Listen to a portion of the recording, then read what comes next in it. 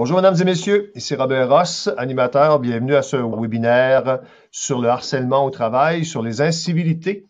Aujourd'hui, des questionnements qui vont porter sur les coûts engendrés par des employés qui sont malheureux, qui se disent victimes de harcèlement. Et parmi les incivilités dont les personnes peuvent être victimes, il y a ce qu'on appelle les ragots, la médisance, les racontars, parler dans le dos.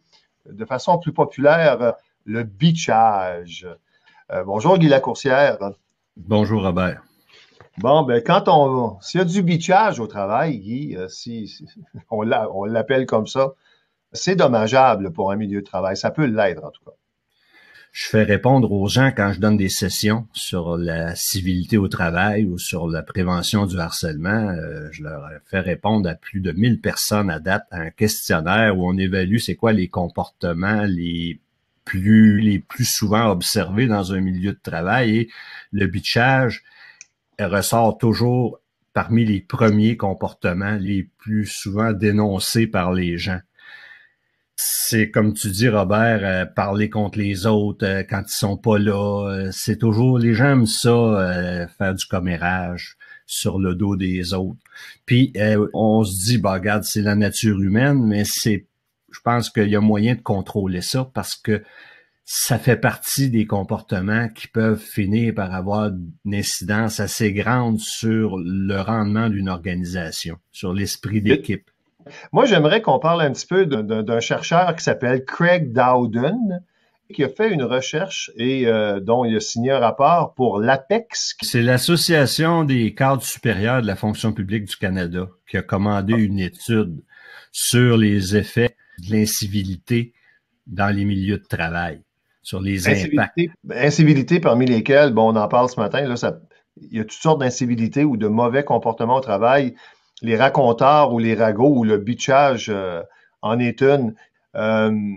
Les personnes qui sont victimes, on bitch sur le dos de quelqu'un. Ben, parmi ces quelqu'un-là, il y a, puis ça c'est impressionnant, on dit qu'il y a jusqu'à 94% des gens qui sont victimes de ce type de comportement-là qui vont tenter de se venger. Donc, déjà là, ça va rendre toxique le milieu de travail.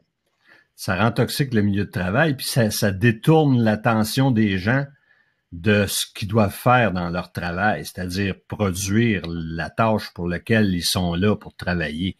Parce que ces petits comportements-là qui nous blessent ou qui blessent des collègues vont avoir des effets.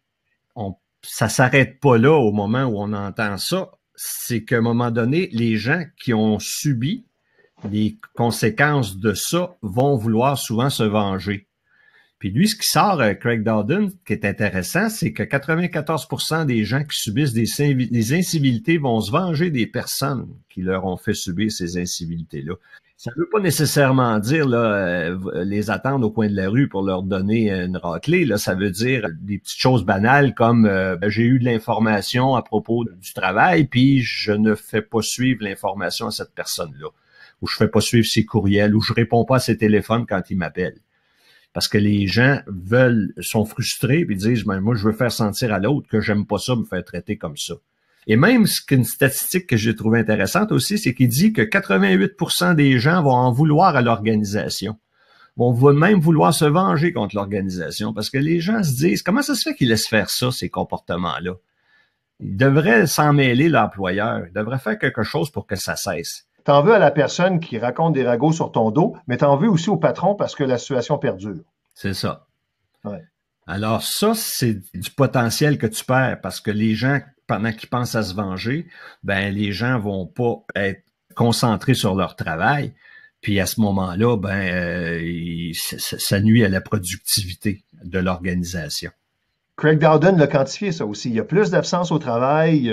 Autrement dit, il y a une incidence sur le rendement de l'entreprise quand il y a ce genre de comportement-là. Même qui donne comme pourcentage, 48% des employés qui ont été victimes d'incivilité vont réduire leur temps de travail.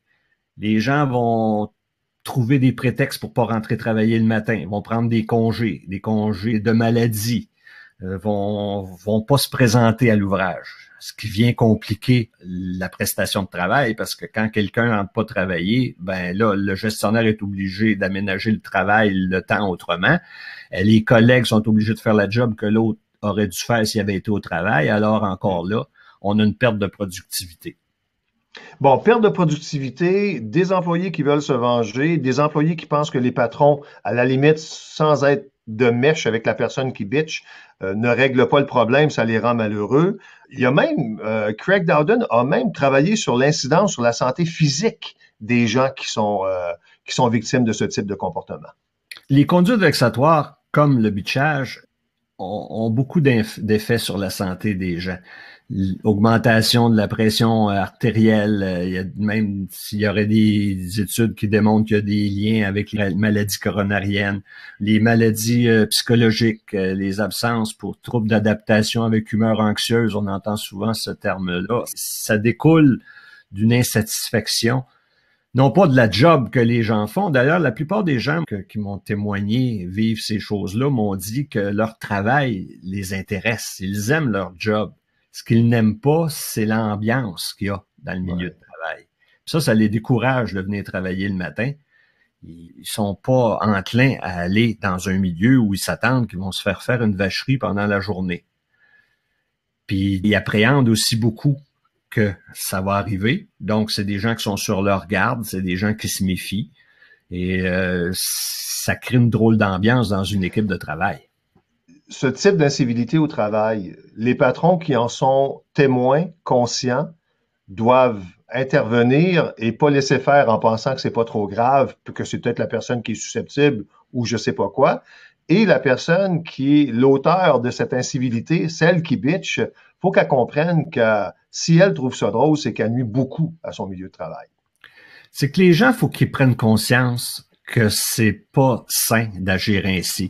C'est peut-être dans la nature humaine, c'est peut-être très stimulant de parler contre quelqu'un d'autre. J'en ai vu sur l'heure du dîner, moi, qui font des campagnes de bitchage, ça occupe leur dîner, et c'est très, très stimulant. Mais il faut qu'ils se rendent compte que ça a des répercussions très, très négatives sur leur équipe. Puis l'idée, c'est de leur faire réaliser ça. Les gens, quand à partir du moment où ils prennent conscience qu'il y a des choses qui sont négatives, qu'il y a des comportements qui sont contre-productifs, qui créent une ambiance désagréable, vont cesser. Puis qui blessent du monde aussi, là. Faut pas oublier ça. Il y a des gens qui sont blessés là-dedans. Là. Puis il y a des gens qui sont blessés là-dedans, puis on connaît pas nécessairement la sensibilité des autres. Il y a des gens qui ont vécu des choses dans leur vie qui font qu'ils sont beaucoup plus susceptibles, beaucoup plus sensibles, beaucoup plus fragiles à des comportements, à des paroles vexatoires que d'autres. Alors, vaut mieux prévenir que guérir. Puis l'autre affaire, c'est que les gestionnaires doivent s'en mêler. Les gestionnaires doivent, au moment où ils engagent quelqu'un, leur dire aux employés qu'ils engagent que dans ce milieu de travail où ils s'apprêtent à venir travailler, c'est tolérance zéro pour le bitchage, pour le commérage. Que c'est, il faut que même que le gestionnaire puisse éventuellement, dans un milieu où il s'en fait, réunir ses employés et leur dire, regardez, là, on va cesser ça. On s'entend dessus qu'on va arrêter de faire ça.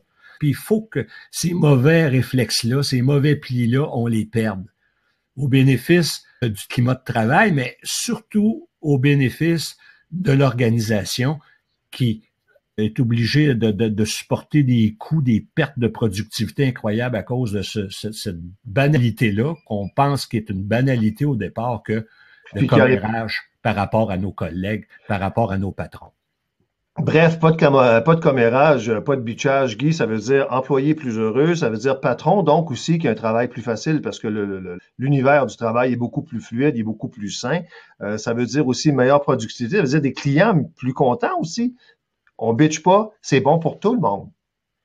C'est ça. C'est ce qu'il faut que les gens réalisent, c'est que ça, en bout de ligne, ça a beaucoup d'incidence effectivement sur le service à la clientèle.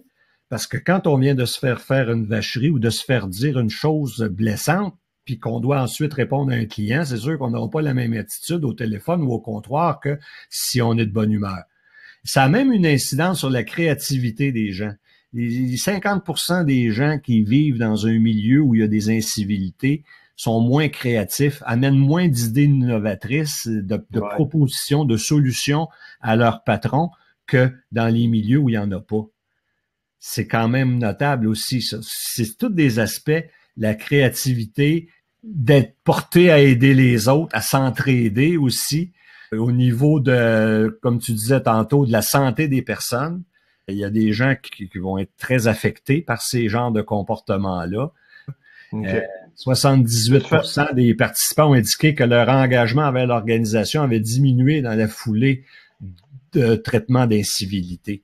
Donc, c'est la réputation de l'organisation qui va éventuellement s'ouvrir. Moi, je suis intervenu dans des organisations où les gens m'ont dit que, bon, dans certains départements, même s'ils se feraient offrir une promotion, ils n'iraient pas travailler là parce qu'ils savent que l'ambiance est pas bonne, que le monde se font du bitchage, que les gens se font des mauvais coups, qu'il n'y a pas d'entraide, qu'il n'y a pas de collaboration, qu'il y a de la vengeance, que tout le monde parle les uns contre les autres.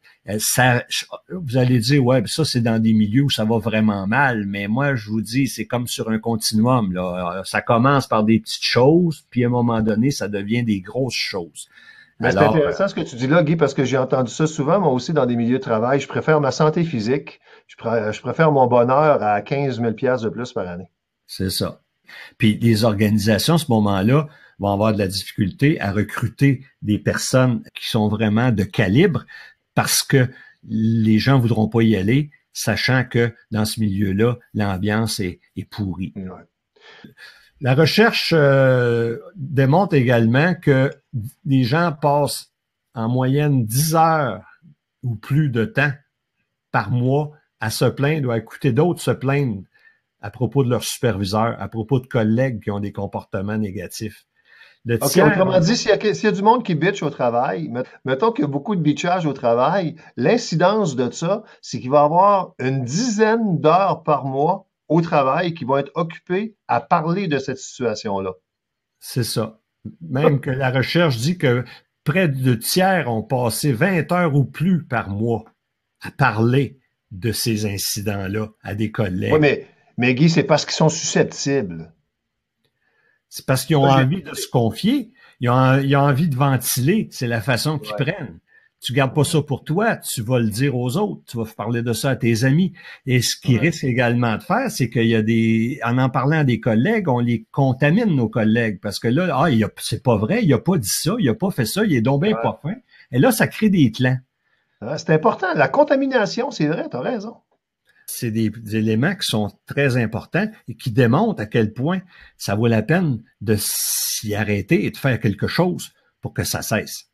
Ouais. Une recherche a démontré que les gestionnaires passent en moyenne 7 semaines dans l'année à résoudre des conflits entre les employés.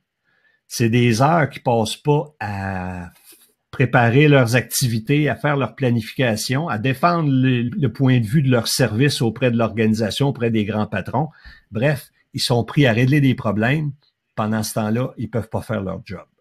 Tout en étant conscient que ça peut pas être zéro, Guy. Tu peux pas avoir une entreprise où le gestionnaire n'a jamais à gérer ce genre de situation-là. Il y en a toujours. Le but de l'exercice, puis le but de notre discussion ce matin, c'est de réduire ces 7 semaines-là.